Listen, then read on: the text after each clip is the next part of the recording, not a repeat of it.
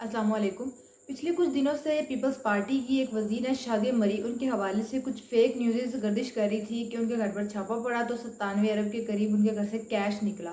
तो जिन एंकर सहाफ़ी की जानिब से ये ट्वीट पोस्ट किया गया था, वो पब्लिक न्यूज़ पर एंकर हैं। तो उन्होंने उनके सोर्स के थ्रू जब उनको ये खबर मिली तो उन्होंने ये खबर को पोस्ट कर दिया।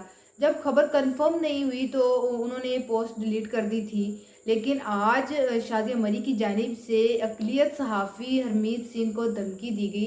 शाज़िया मरी ने कहा है कि मैं इस पर पाकिस्तान की ज़मीन तंग कर दूंगी और ये मुझे किसी न्यूज़ चैनल पर काम करके दिखाया, मैं इसका जीना हराम कर दूंगी। तो कैसे शाज़िया मरी एक अक़लियत सहाफ़ी को इस तरह की धमकियाँ दे सकती हैं? गलतियाँ हर किसी से होती, बड़े बड़े सहाफ़ियों से भी काफ़ी गलतियाँ हुई हैं। तो उन्होंने आपसे फिर माफ़ी भी मांगी। बाकायदा सहाफ़ी हरमीत सिंह ने उनको माफ़ी के खतूत भी लिखे, माफ़ी का ट्वीट भी किया और अपनी गलती की माफ़ी भी मांगी।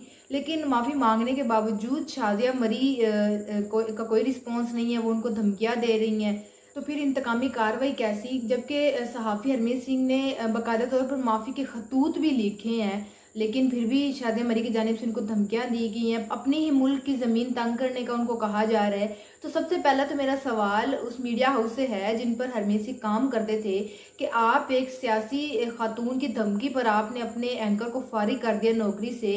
तो क्या इतना बड़ा ही जुर्म हरमीत सिंह की तरफ से हो गया था? गलतियां बहुत बड़े बड़े सहाफ़ियों से हुई हैं, तो इन्होंने अपनी गलती की माजरत भी कर ली है। उसके अलावा जो हमारे लिफाफे सहाफ़ी हैं और मीडिया हाउसेस हैं, वो भी तो सारा सारा दिन बैठ कर मीडिया पर लोगों की किरदार कशी करते हैं और प्रोपेगेंडे चलाते हैं।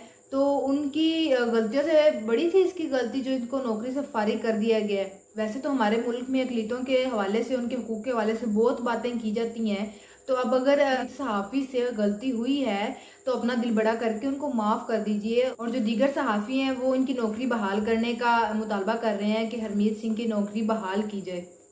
देन उसके बाद आज परवेज़ खटक साहब मानसेरा में अपने जलसे पर जा रहे थे, फुल सरकारी प्रोटोकॉल पर। तो जो मुकामी लोग थे वो अपनी दुकानों से बाहर आए और उन्होंने लोटे हवा में लहरा कर लोटे लोटे के नारे लगाना शुरू कर दिए। तो काफ़ी शानदार इस्तकबाल किया गया अवाम, मानसेरा की आवाम की जानिब से परवेज़ खटक साहब का। अच्छी खासी इज्जत थी परवेज़ खटक साहब की जब वो इमरान खान के साथ होते थे और पीटीआई के मेंबर थे।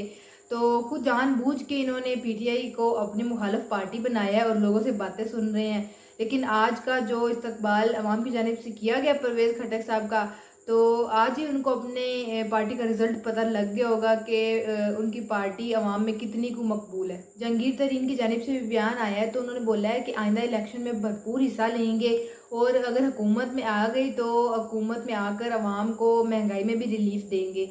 तो सबसे पहले तो ये कि इलेक्शन हो कब रहे हैं, इलेक्शन का सब कह तो रहे हैं कि आइंदा इलेक्शन में जीत हमारी होगी और जीतने के बाद हम ये इकदाम करेंगे।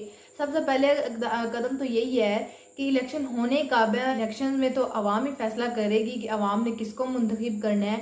आज गिलगित बल्तिस्तान में ज़िमनी इलेक्शन हुए थे तो उसमें भी पीटीआई ने मैदान मारा है। खालिद खुर्शीद साहब हैं, उन्होंने पीटीआई की जानिब से इमरान खान ने जो उनको अपना नुमाइंदा एज नुमाइंदा खड़ा किया था, तो उन्होंने ज़िमनी इलेक्शन जीत लिया वहाँ से। और फिर उसके बाद कारकुनों की जानिब से वहाँ पर नारेबाजी की जा रही है, इमरान खान के नाम के नारे लग रहे हैं, काफ़ी आतिशबाजी की जा रही है और जश्न मनाया जा रहा है।